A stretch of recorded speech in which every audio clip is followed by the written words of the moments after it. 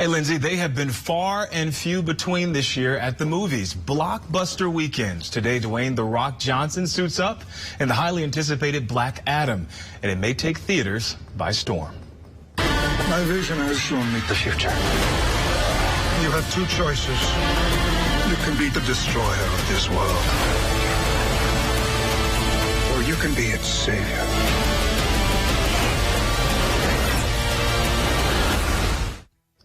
Looking pretty cool. Well, Black Adam isn't the only film bringing star power this weekend. Ticket to Paradise features the beloved team of George Clooney and Julia Roberts. Here now to discuss this weekend's release, we welcome back Jack Smart, senior film writer for the AV Club. Jack, good to see you there. Good morning, sir.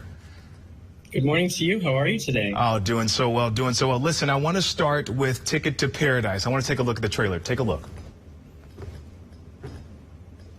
I'm sorry. I think your things are in my seat. Oh, sorry. Oh, come on. You've got to be kidding me. Excuse me, ma'am. I need to sit somewhere else. We used to be married. Worst 19 years of my life. We were only married for 5. I'm counting the recovery. I mean, there's so much chemistry in this film. I want to talk to you first let's talk about the chemistry. How important is it to have chemistry on camera like that, what we just saw?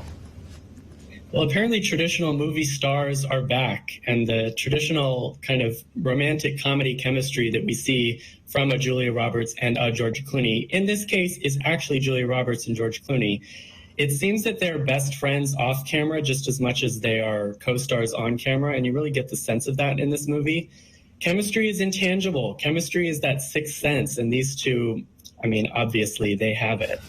Yeah, they do. It's reunited, and it feels so good to see them back together. And their daughter has an interesting connection to this film, right? Kaitlyn Dever plays their daughter in this movie. She is an up-and-coming actress who's just fresh off an Emmy nomination. I spoke to her about what it's like to have Julia Roberts and George Clooney play your parents in a role that was written for you.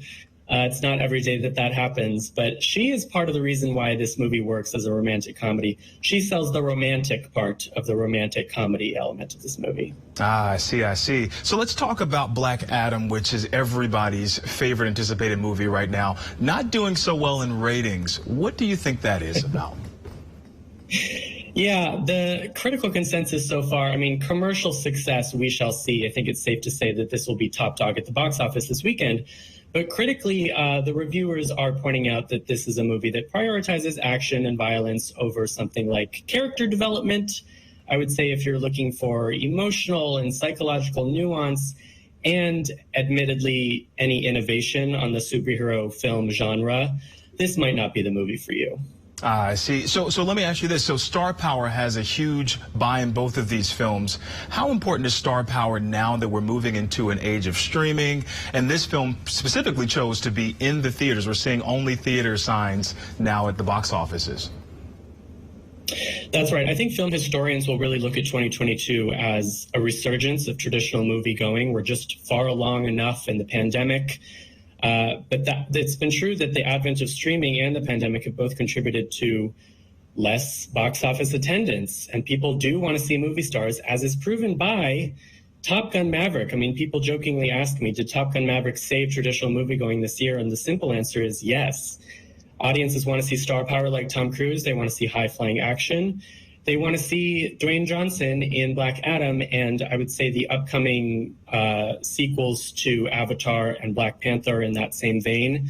And then there's rom-coms that are also star-studded. We've mentioned Ticket to Paradise, but earlier this year there was The Lost City, starring Sandra Bullock and Channing Tatum. The box office numbers are proving that star power still matters, and maybe star power itself is what is reviving traditional moviegoing. Yeah, well, Jack Smart, we thank you so much. All of your insight is always great. Jack Smart, film writer at the AV Club. Thank you so much. We'll be right back after a quick break.